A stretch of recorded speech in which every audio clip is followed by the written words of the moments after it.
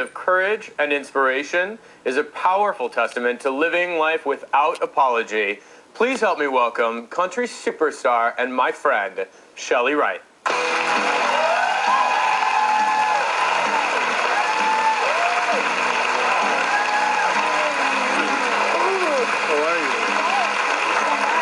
Welcome. Thank you. So hi there.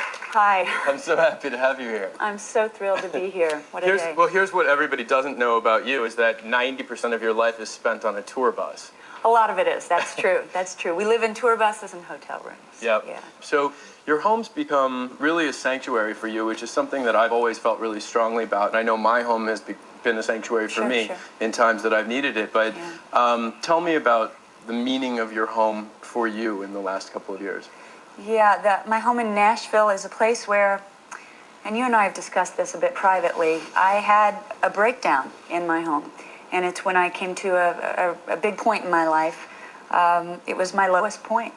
But also in that home is where I had what I call my renaissance, my rebirth. So it happened all within the walls of that historic home in Nashville. And I'm really emotional about that space. And you know, in 100 years from now, perhaps someone else will live there, and perhaps they will feel how much energy and heart and soul has. And how it really rose up to protect you. I really feel like it did. There's nothing like having a space that is welcoming and a space that feels like your own.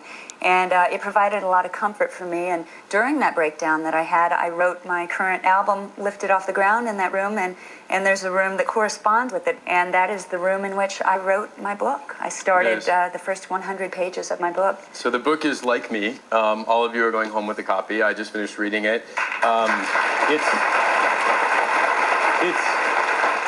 It's really wonderful.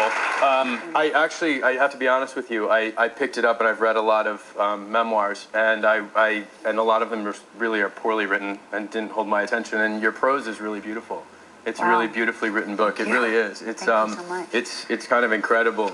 You wrote actually in the book on page 264 a bit about your coming out process. And for those of you who don't know, Shelly has the first country western superstar to come out of the closet, and I was wondering if you'd read a passage for me. I would love to. Perhaps I could have hidden my homosexuality for the rest of my life, but that's not how I want to live. Shedding more light on the argument that no one can say definitively what gay looks like does play into my decision to step forward. But it is not my most powerful motivation for coming out. I'm standing up for myself, because if I don't, I will never be whole. That my story might help others find comfort, safety, and understanding is a beautiful byproduct of the truth. It's beautiful.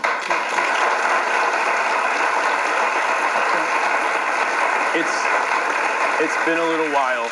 My question for you is, do you feel whole?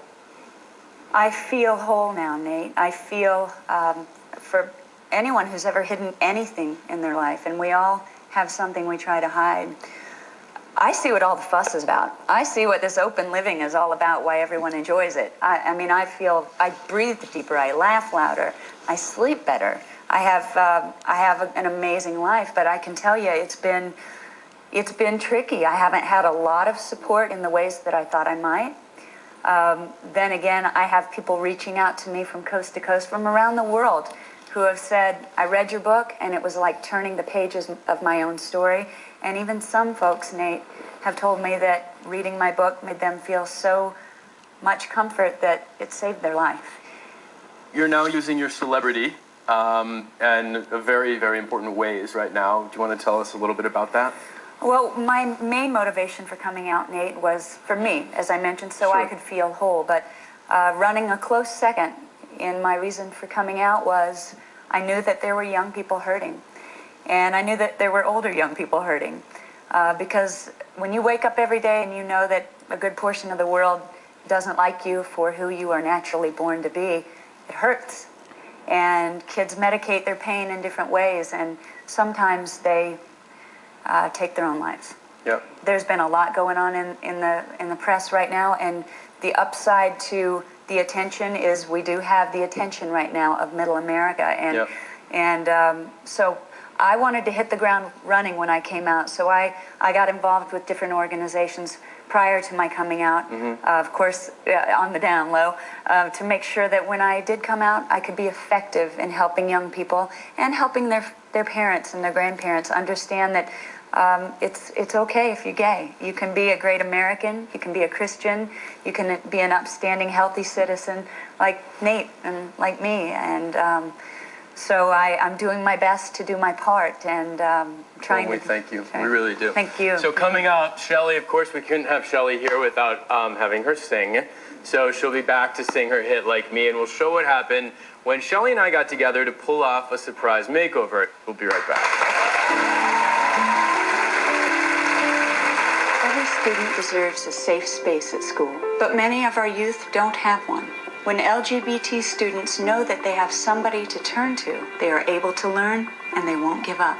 That's why I'm supporting GLSEN's Safe Space campaign to send a safe space kit to every school in the nation. These kits provide educators with the tools they need, so join me. Send a safe space kit to your local school to make sure that every student has someone to turn to.